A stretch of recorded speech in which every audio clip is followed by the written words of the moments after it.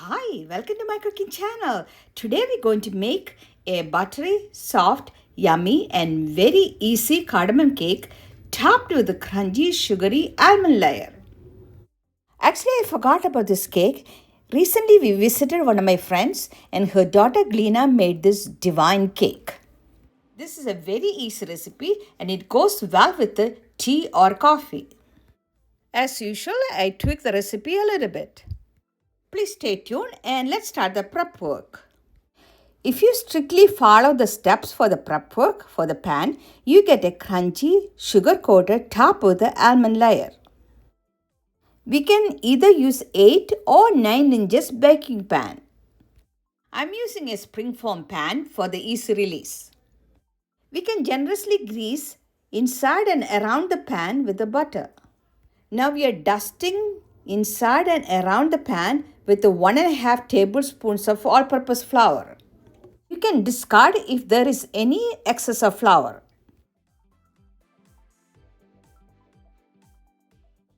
Now we are adding 2 to 3 tablespoons of granulated sugar and repeat the same process like we had done for the flour. Slide the sugar all around the pan.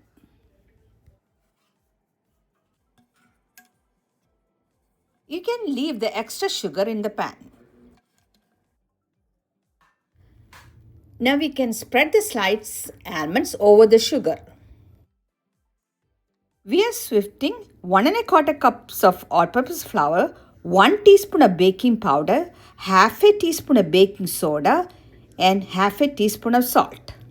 I am using 2 tablespoons of cardamom powder since I love the cardamom flavor. You can start with 1 or 2 teaspoons of cardamom powder if you're not familiar with the cardamom flavor.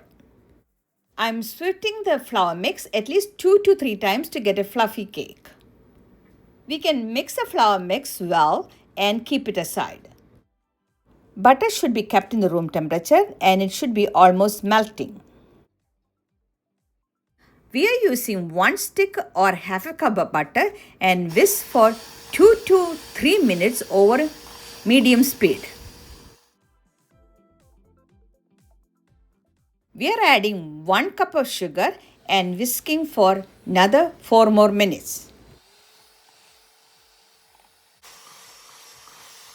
We can scrape from the sides and whisk again.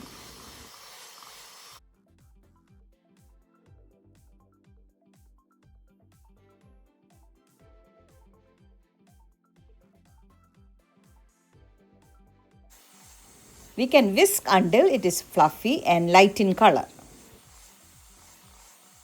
Frequent scraping is needed to mix the batter well.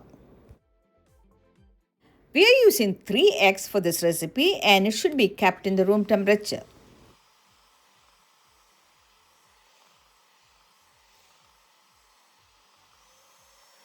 We are adding and whisking the eggs one at a time.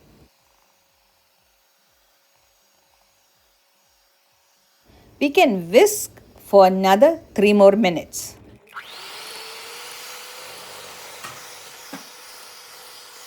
Now the batter is pretty light and fluffy.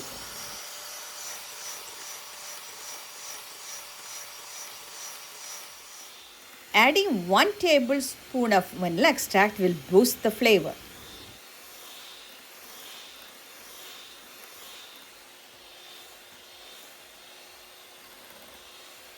I sifted the flour mix 3 times and adding the flour mix to the butter egg mixture in 3 batches.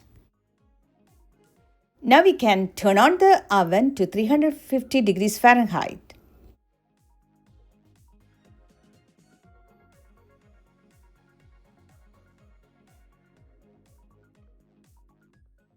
We can fold it well and add another batch of flour mix. We are using a total of half a cup of milk and add little by little. Repeat the process by adding the milk, flour and fold the flour mix to complete the batter. You can see the streaks of flour in the batter And you can slowly whisk the batter with a hand mixer in a low speed.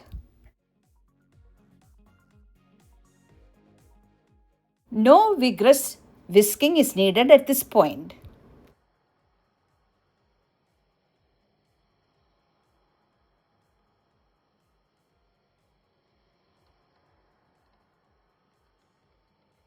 Now we can pour the batter over the sugar almond layer. Please check the description box for the ingredients.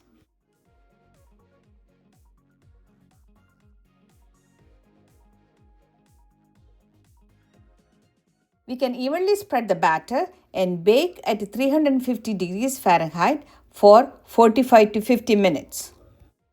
I'm going to share with you some tips to make this cake unique.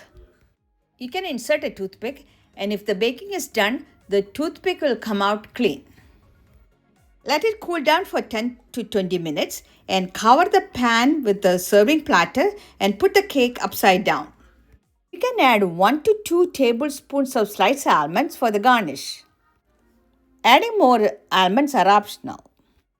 Greasing, dusting, and sugar coating the pan is an important step to get a crunchy crust top layer with the almonds. Ingredients like butter, eggs, and milk should be kept in the room temperature before you make the batter. Sifting the flour is an important tool to get a fluffy cake.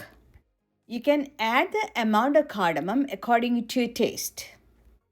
You can spread orange marmalade or lemon preserve on the slices, and it's so good with the coffee or tea. I hope you enjoyed this video, and thank you so much for watching. I will see you soon with another great recipe, and have a great day.